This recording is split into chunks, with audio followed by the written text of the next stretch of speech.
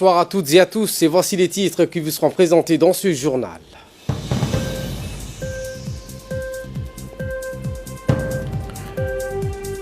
Le président de la République a participé à la cérémonie d'ouverture du deuxième forum de la ceinture de la route de la soie aujourd'hui. Et dans l'actualité internationale, l'Afrique australe se prépare à affronter le cyclone dénommé Kenneth.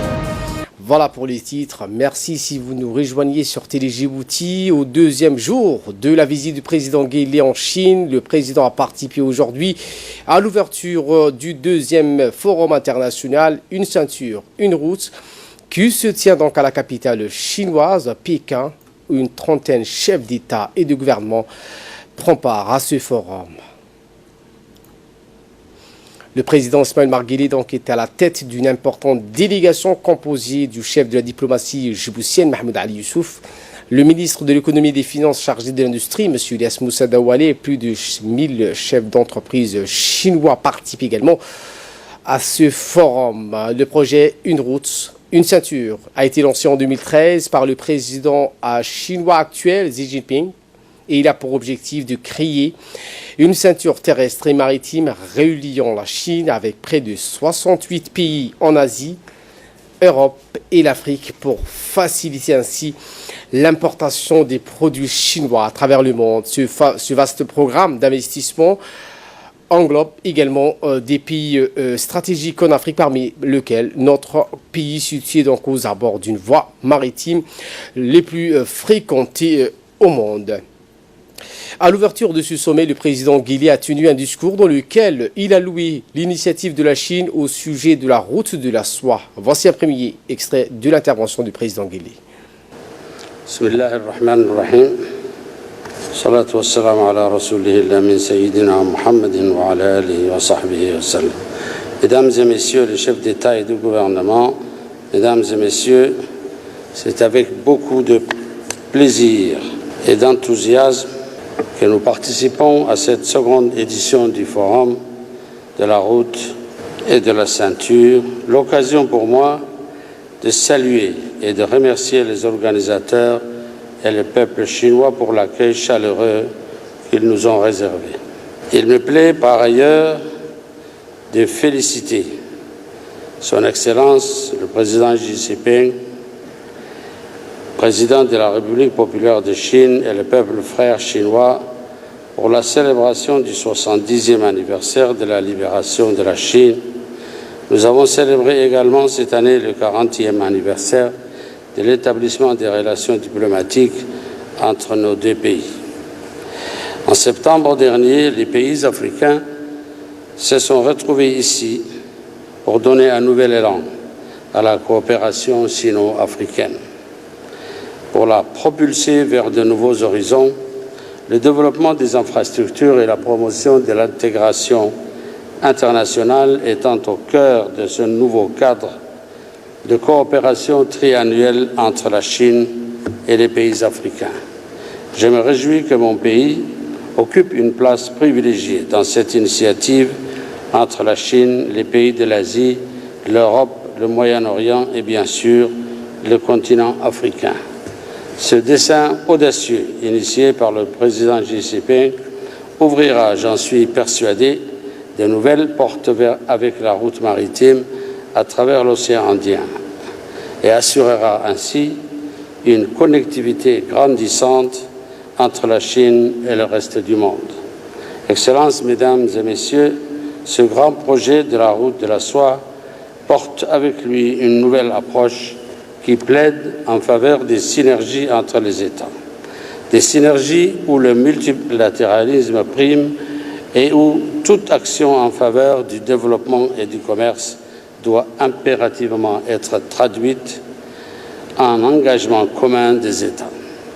Avec ce grand projet, la République populaire de Chine nous invite à constituer une communauté de destin qui s'appuie sur un principe gagnant-gagnant de développement commun et une participation active de l'économie mondiale. Il va de soi que nous avons besoin de ce grand projet, surtout dans le contexte actuel où l'économie mondiale semble chercher un nouveau moteur de croissance, mais surtout aussi pour que le développement économique global profite à tous nos pays de façon plus équilibrée et plus équitable. Dans la deuxième partie de son intervention, le chef de l'État a précisé que notre pays dispose déjà d'infrastructures portuaires et ferroviaires de bonne qualité. C'est la raison pour laquelle Djibouti entend bien profiter des plans de Pékin pour devenir une plateforme logistique, tant pour les Chinois que pour les États africains auxquels nous devrons être reliés. Écoutons. Pour nos pays, plusieurs défis se profilent à l'horizon. Le défi d'une gouvernance économique, le défi d'un développement inclusif, mais aussi le défi de l'innovation technologique. Tous ces défis et bien d'autres, nous pouvons les surmonter dans le cadre de la route de la soie, à condition, bien sûr, que cette initiative d'envergure nous sert de catalyseur pour faire converger nos efforts et nos stratégies.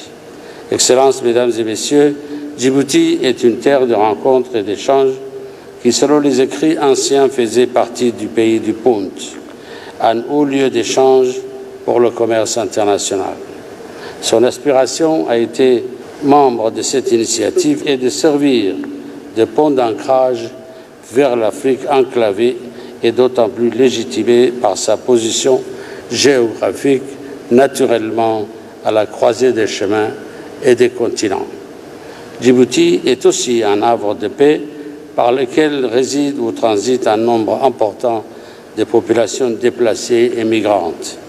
Elle œuvre depuis son accession à l'indépendance, à la pacification des zones de conflit, à l'intégration régionale et au raffermissement des liens qui unissent avec les pays de la région, mais aussi au reste du monde. Par-delà nos différences et nos spécificités, nous sommes animés des mêmes espérances. Nous avons un seul défi collectif, celui d'atteindre un développement durable qui profite à nos populations. C'est pourquoi nous devons apprendre de nos expériences.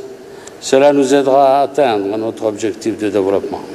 Pour ma part, je reste convaincu que cette initiative sera un pilier majeur dans l'atteinte des objectifs de développement durable de l'agenda 2030.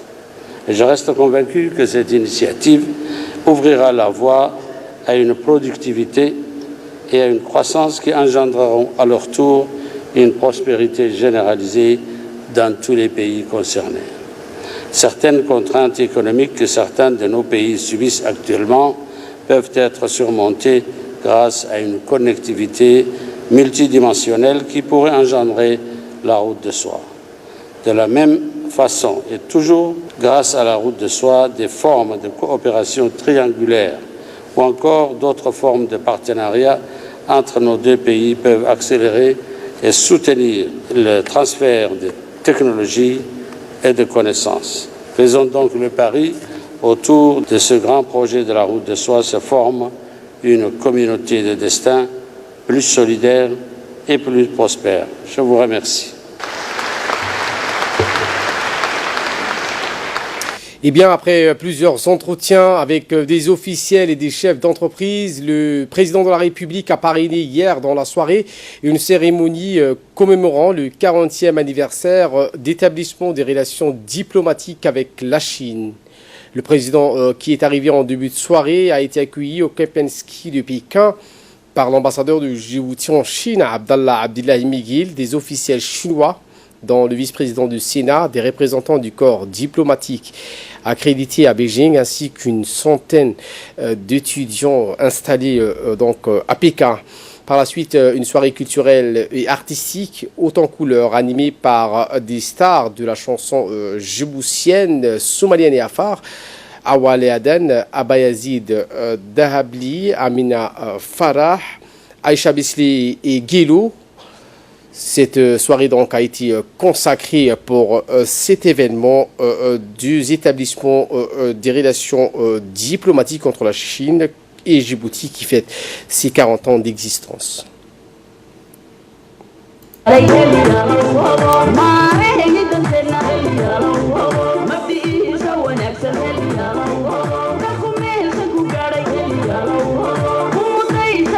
Ismail ومواطن حقيقة مبتدي برجع إليه مسؤول آمنة ويا أنا كدال من مضاوي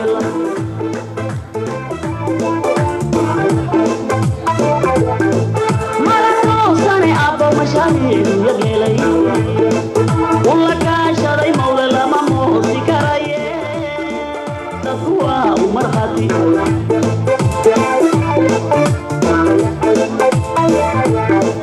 مرة صاني أبو مشاهير يغلي والله كاشري مولى لما موسي كراي تقوى ومرخاتي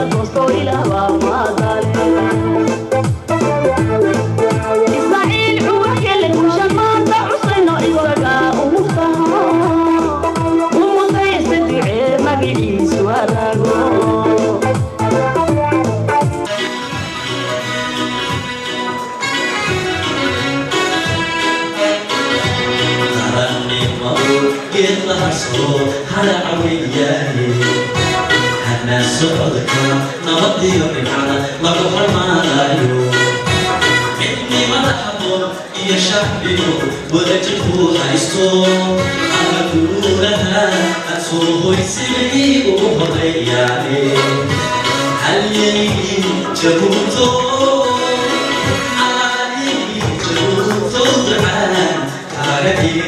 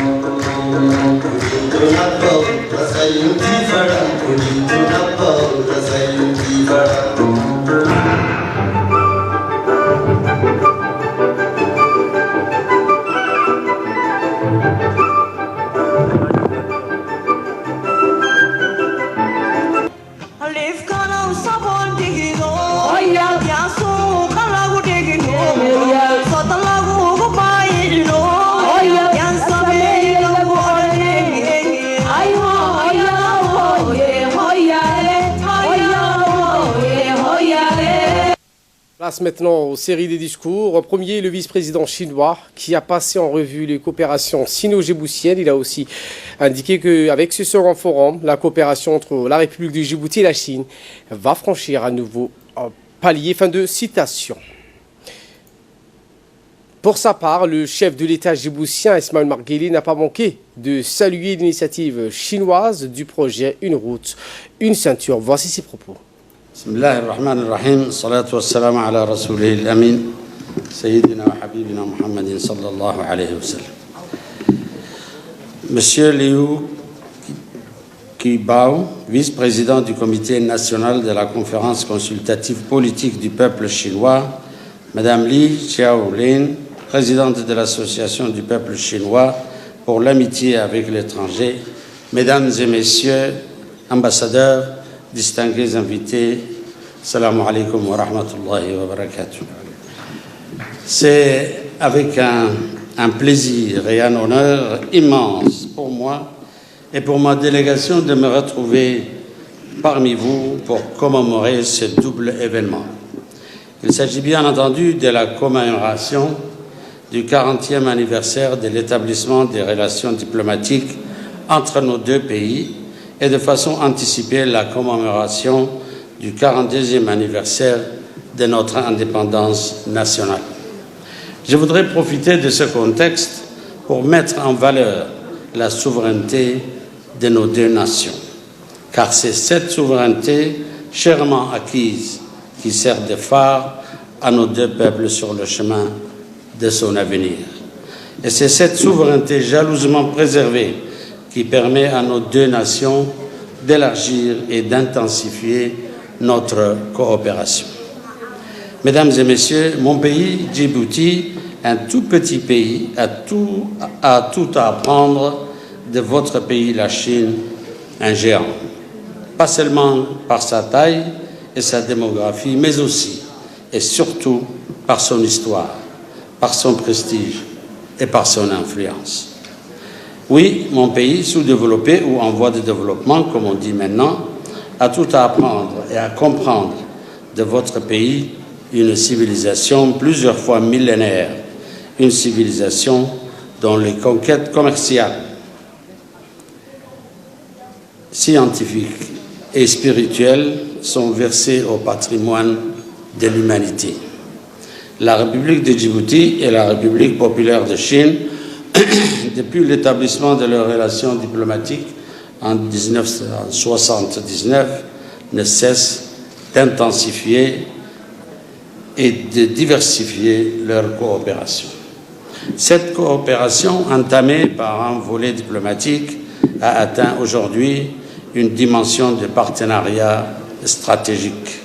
Cette coopération gagnant-gagnant se déploie dans une bonne compréhension de nos intérêts mutuels. C'est pourquoi la vision chinoise de la route de la soie sert tout autant les intérêts chinois que les intérêts djiboutiens. Cette vision qui fait de Djibouti un maillon indispensable de la chaîne commerciale mondiale signe le retour de votre pays comme un acteur majeur de la mondialisation économique. Mais cette vision coïncide et s'ajuste aisément aussi avec l'ambition de mon pays de devenir un hub commercial pour l'ensemble de la région et même au-delà. La position géostratégique de mon pays lui donne aujourd'hui l'opportunité de capter une part non négligeable du commerce maritime de notre région, mais aussi de devenir un trait d'union pour les pays désenclavés de la région. Cette opportunité, nous essayons de la capitaliser par la création d'un environnement business attractif. Je me réjouis de constater que les hommes d'affaires chinois ont très vite compris l'intérêt qu'il y a à investir dans notre économie. Beaucoup de secteurs, comme le tourisme, l'énergie ou encore les infrastructures, sont encore demandeurs d'investissements massifs pour faire de mon pays un hub commercial au service de toute la région. C'est pourquoi, mesdames et messieurs, les chefs d'entreprise, je vous encourage de saisir ces opportunités qui s'offrent à vous. Mesdames et messieurs, lorsque je constate le chemin que nos deux pays ont parcouru, je ne peux qu'exprimer ma satisfaction. Mais nous devons encore progresser ensemble, car comme le dit si bien le grand Confucius dans sa sagesse éternelle, celui qui ne progresse pas chaque jour recule chaque jour. Vive l'amitié et la coopération entre nos deux pays. Je vous remercie.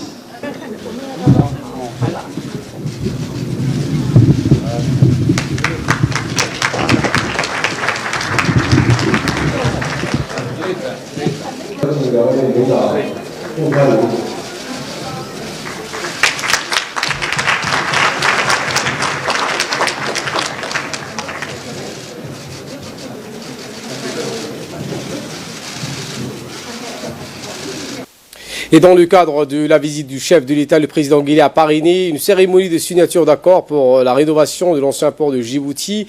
Plusieurs investisseurs de différentes compagnies telles que China Merchant Port et China Merchant Shikou et de la société Glitol, donc Investment Holding, ont donc rejoint le chef de l'État sur ce projet. Les discussions entre le président Guelleh et les investisseurs chinois ont porté sur les opportunités qu'offre Djibouti pour les investisseurs dans différents domaines, surtout en matière de logistique et de transport. Plusieurs personnalités ont participé donc à cette cérémonie de signature, dont le chef de la diplomatie djiboutienne, Mahmoud Ali Youssouf, le ministre de l'économie et des finances djiboutien, Ilyas Moussa Dawali, mais aussi le président de l'autorité des ports des zones franches, Aboubakar Omar Hadi, qui a paraphé donc cet accord entre les investisseurs chinois et la République du Djibouti.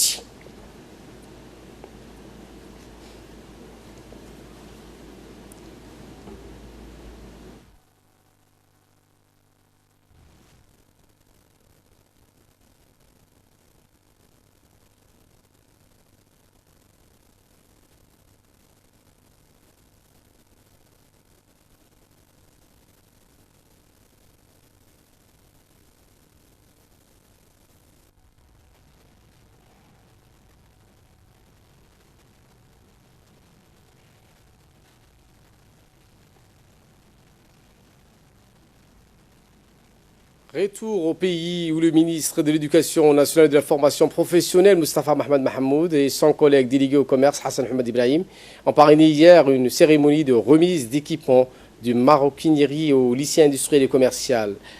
Ces équipements composés de machines et autres outillages et matériels de couture et des traitements du cuir pour en fabriquer des sacs, des chapeaux et d'autres objets en cuir ont été offerts par l'Institut du cuir du COMESA. Des équipements et matériels destinés aux ateliers du Centre de formation des personnes adultes, CFPA, qui offre depuis les 2 dernières années scolaires des formations en production de cuir à des jeunes déscolarisés qui obtiennent ainsi des certificats de formation professionnelle. Des formations donc également offertes à des associations d'artisans en cuir.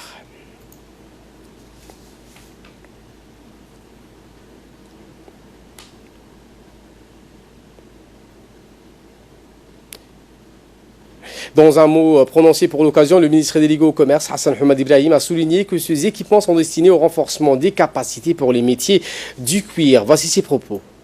Fait l'occasion qu'une réunion aujourd'hui s'inscrit dans la continuité des efforts déployés par le gouvernement afin de permettre au secteur de l'artisanat de jouer pleinement son rôle socio-économique à travers un accompagnement technique, mais également par la valorisation du potentiel des PME artisanales. C'est dans cet objectif qu'en partenariat avec l'Institut du cuir du COMESA, un séminaire de formation fut organisé au bénéfice des artisans. Une première dans cette filière du cuir. La formation s'est tenue dans le locaux de ces mêmes lycées techniques qui témoignent du rôle déterminant de la formation professionnelle dans la lutte contre la précarité et le chômage.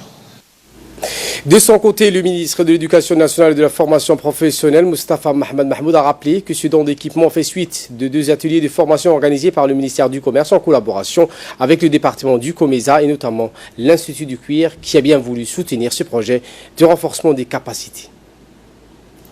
Pour ce qui est donc de cette formation, il s'agit d'une formation vraiment très peu connue par nos jeunes et de manière générale par les Djiboutiens.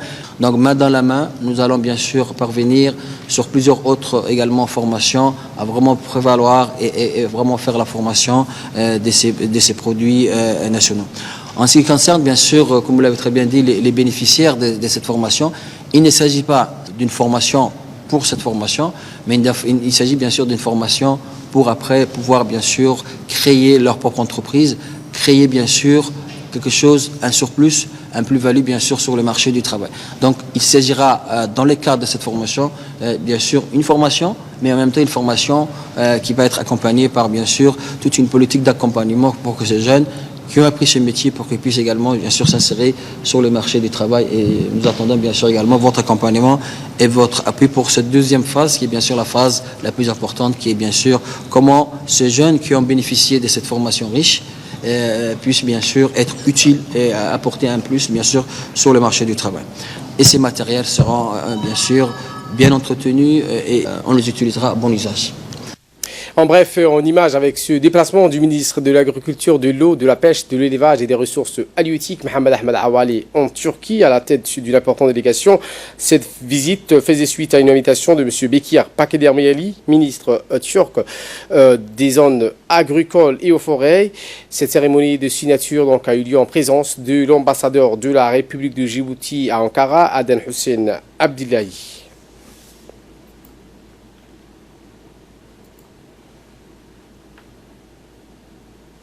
Autre actualité de ce 22h, le ministre du Travail chargé de la réforme de l'administration, Hassan Idriss Samlier, et la chef de mission de l'Organisation internationale pour les migrants à Djibouti, Mme Lalini Verasami, ont procédé ce week-end au cabinet du ministre à la signature d'un accord de coopération dans le cadre de la migration du travail.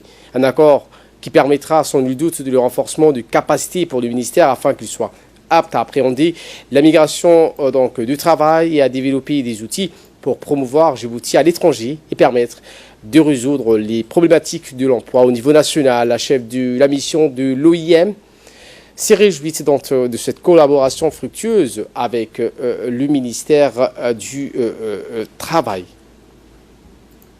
Et vraiment développer des outils pour vendre Djibouti à l'étranger, les Djiboutiens à l'étranger et permettre à résoudre des problématiques de l'emploi au niveau national, mais aussi avec les opportunités qui existent à l'international.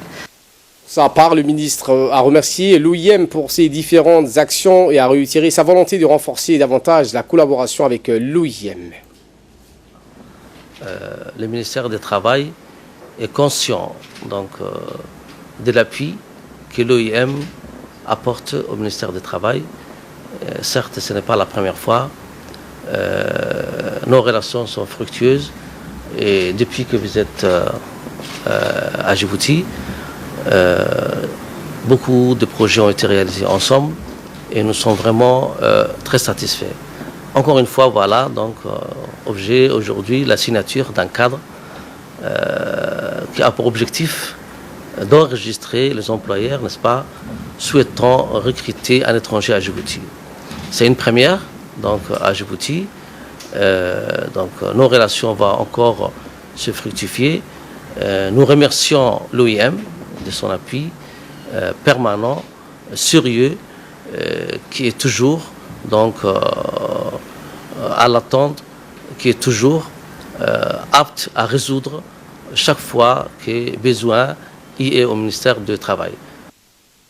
Au Boc, avec cette réunion de concertation et de coordination entre les décideurs locaux et les partenaires au développement sur les programmes et projets mis en œuvre dans la région Hayou concernant les thématiques du développement et de l'humanitaire, présidé par le ministre délégué chargé de la décentralisation, Hamadou Mohamed Alamis, et le président du conseil régional d'Obok.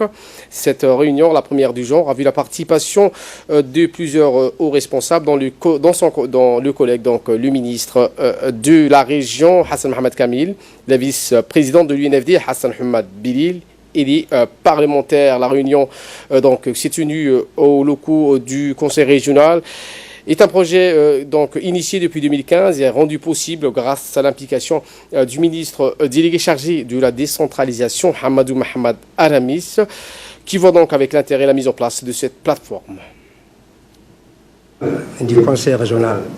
Mesdames et messieurs, l'Union nationale des femmes djiboutiennes, suite à l'appel de solidarité lancé par son Excellence la Première Dame et présidente de l'UNFD, son Excellence Khadra Mahmoud Haïd, a été parmi les premières organisations à apporter leur soutien aux femmes et aux mères et enfants fuyant les atrocités de ces conflits.